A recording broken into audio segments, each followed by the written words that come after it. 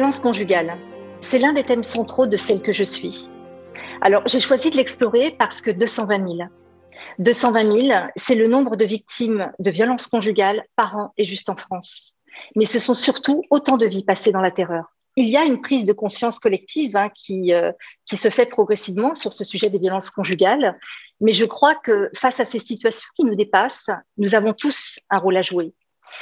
Et il me semble que ces femmes qui sont touchées par ces violences déploient beaucoup d'efforts pour masquer ce qu'elles vivent au quotidien, alors que l'on sait précisément et paradoxalement que peu d'entre elles parviendront justement à s'échapper de leur calvaire sans aide extérieure.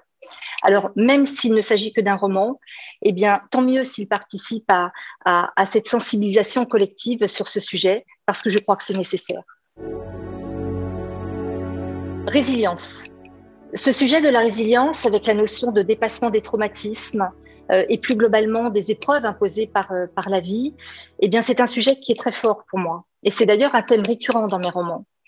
Mais lorsque l'on parle de violence conjugale, il faut bien garder à l'esprit que le chemin entre l'emprise et la résilience peut être très long à parcourir. Parce que le problème avec les violences conjugales, c'est qu'il y a beaucoup de questions qui se posent avant celle de la résilience. Et la première serait bien évidemment de se demander quel pourrait être le déclic qui déciderait ces femmes à partir. Et dans un deuxième temps, comment elles vont pouvoir s'échapper de leur calvaire. Et alors là, le sujet n'est plus seulement de mobiliser toutes les ressources que l'on peut trouver en soi, mais davantage retrouver en d'autres des ressources insoupçonnées, voire même inimaginables lorsque l'on vit sous emprise depuis plusieurs années. Optimisme. Même si ce livre est avant tout un roman, j'aimerais que les lecteurs retiennent le message d'espoir porté par Valentine. Parce qu'au travers de cette histoire, j'ai cherché à transmettre un message de libération aux femmes victimes de violences conjugales en leur dessinant une fenêtre ouverte sur un autre possible. Peu d'entre elles imaginent en effet pouvoir un jour troquer leur chemin de croix contre un autre qui mènerait à leur liberté, mais c'est pourtant possible.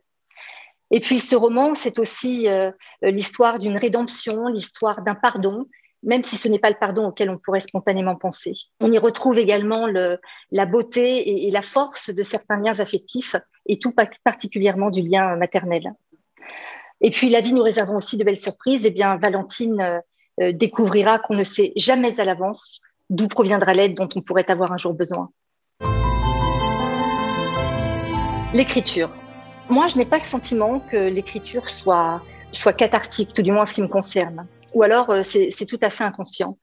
Moi, ce que je vois dans l'écriture, c'est le moyen de créer et de partager. Cette créativité, pour moi, elle est importante, elle est magique, parce que finalement, eh bien, on part de rien. Et comme un compositeur de musique, on va chercher à associer des notes pour créer une mélodie qui emportera ou pas celui qui l'écoutera. Donc, c'est vraiment très important. Et finalement, je ne sais pas ce que j'aime le plus. Écrire ou voir l'effet que mon histoire va produire sur celui qui la lit. Est-ce que je serai parvenue à faire passer l'émotion à tel moment précis de l'histoire? Est-ce que je serai parvenue à emporter le lecteur dans mon histoire et à lui faire aimer mes personnages? Pour moi, l'écriture, c'est vraiment un formidable moyen de communication, de partage et de transmission. Émotion.